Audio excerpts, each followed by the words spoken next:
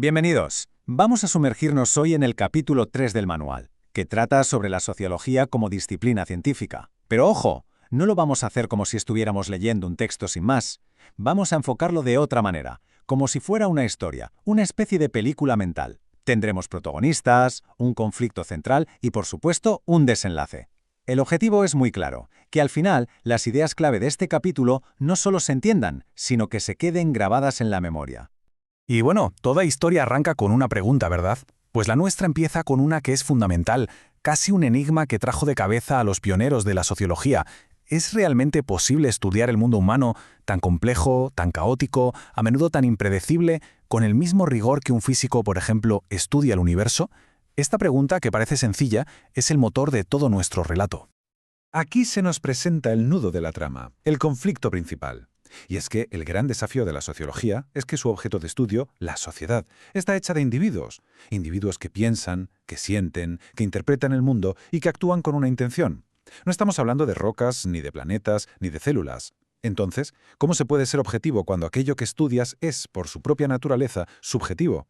Fijaos en esta diferencia, que es la clave de todo. En las ciencias naturales, los objetos, por así decirlo, siguen leyes predecibles y no tienen intenciones. Una manzana se cae por la ley de la gravedad. Y punto, no hay más. Pero claro, en el mundo social, las acciones humanas están cargadas de significado. Un simple gesto, una decisión, una costumbre, todo tiene un porqué, un sentido que el propio actor le da. Y estudiar eso, claro, es muchísimo más complejo que medir la velocidad de un objeto en caída libre. Y para enfrentarse a este dilema, entra en escena nuestro primer gran protagonista, Max Weber. Su estrategia es cuanto menos audaz, porque en lugar de intentar escapar de la subjetividad, lo que propone es sumergirse de lleno en ella. Para que nos hagamos una idea, podríamos pensar en él como en un detective que para resolver un crimen no se limita a mirar las pruebas externas, sino que se obsesiona con comprender los motivos del sospechoso. La herramienta principal de este detective, su lupa, es un concepto clave, la acción social. Y es una definición muy precisa. No cualquier cosa que hacemos es una acción social. Solo lo es cuando nuestra conducta tiene en cuenta la conducta de los demás y además tiene un significado para nosotros. Ir a votar, por ejemplo, es una acción social de libro. Su significado depende de lo que esperamos que otros hagan y del sistema en el que participamos. Esta cita del propio Weber es básicamente el resumen de todo su método. La palabra clave aquí, la que lo cambia todo, es interpretar. Para él, la primera tarea del sociólogo no es medir, no es contar, es comprender, es descifrar el significado que los propios actores le dan a lo que hacen. La explicación científica, es decir, la búsqueda de causas y efectos, solo puede llegar después de haber conseguido esa comprensión profunda. Así que, en esencia, el método de Weber es una investigación desde adentro. Para entender por qué una sociedad funciona como funciona, hay que intentar meterse en la piel de sus miembros, entender sus valores, sus creencias, sus motivaciones. Es un trabajo casi de empatía, de reconstrucción del significado. Pero claro, toda gran historia necesita un contrapunto, una visión opuesta. Y aquí llega nuestro segundo protagonista, Emil Durkheim. Si hemos dicho que Weber era el detective, Durkheim es el biólogo. Su enfoque es radicalmente distinto, de hecho, es justo el contrario. Para él, si la sociología quiere ser una ciencia de verdad, debe alejarse por completo de la subjetividad individual. El concepto clave de Durkheim es el hecho social. Pensemos en ello un momento. Son formas de actuar, de pensar, de sentir que son externas a nosotros, pero que nos moldean. Por ejemplo, el idioma que hablamos, las leyes que cumplimos, las modas que seguimos. Ninguno de nosotros individualmente inventó estas cosas, pero ejercen una presión sobre nosotros, una coacción, nos dice él. Son como una especie de gravedad social. No la vemos, pero tiene un poder inmenso para guiar nuestro comportamiento. Y esta es su regla de oro. Es probablemente la frase más famosa y provocadora de toda la sociología. Considerar los hechos sociales como cosas. ¿Y esto qué quiere decir? Pues significa estudiarlos como un geólogo estudia una roca, con distancia, con objetividad, sin dejarse influir por las propias opiniones o por lo que la roca pueda pensar de sí misma. Se trata de analizar sus propiedades externas, medibles, observables. El enfoque de Durkheim es, por lo tanto, un enfoque desde afuera, como un biólogo que estudia una colonia de hormigas. No le va preguntando a cada hormiga por qué hace lo que hace. Lo que hace es estudiar los patrones del hormiguero en su conjunto, las fuerzas colectivas que explican el comportamiento general. Y aquí llegamos al clímax de nuestro debate. Dos visiones titánicas, totalmente opuestas, sobre cómo debía ser la sociología.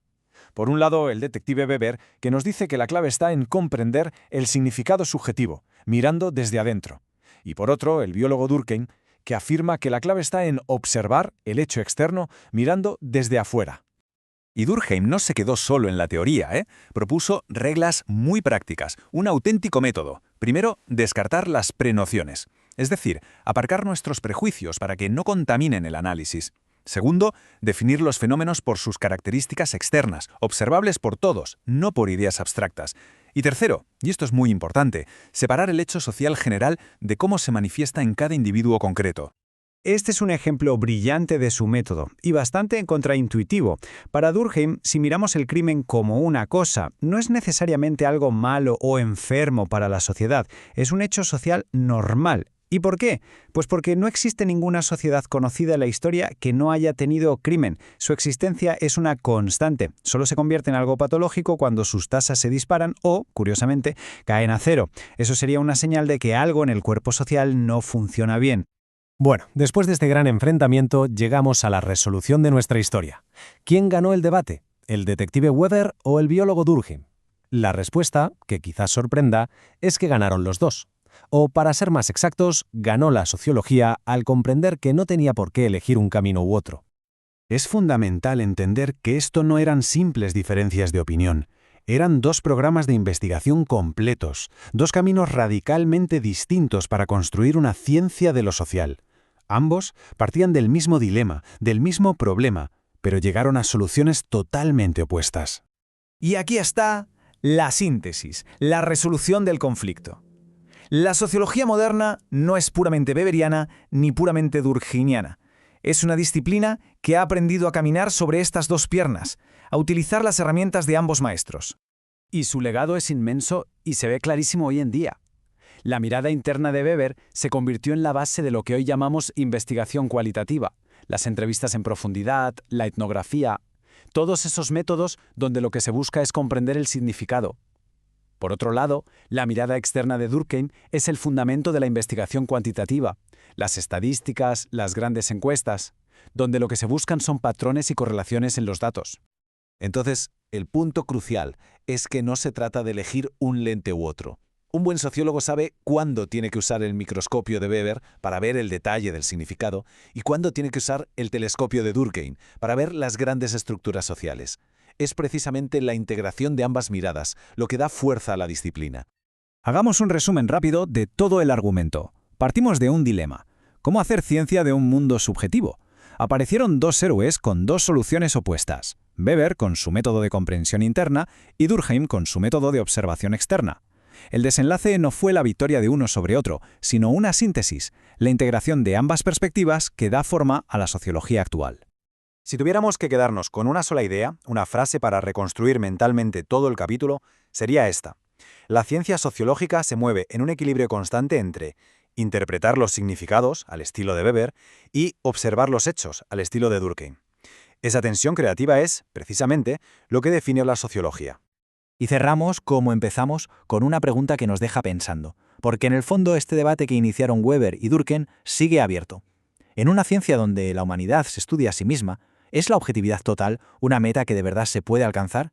Y más allá de eso, si se pudiera, ¿sería siempre deseable? ¿O quizá perderíamos algo esencial por el camino?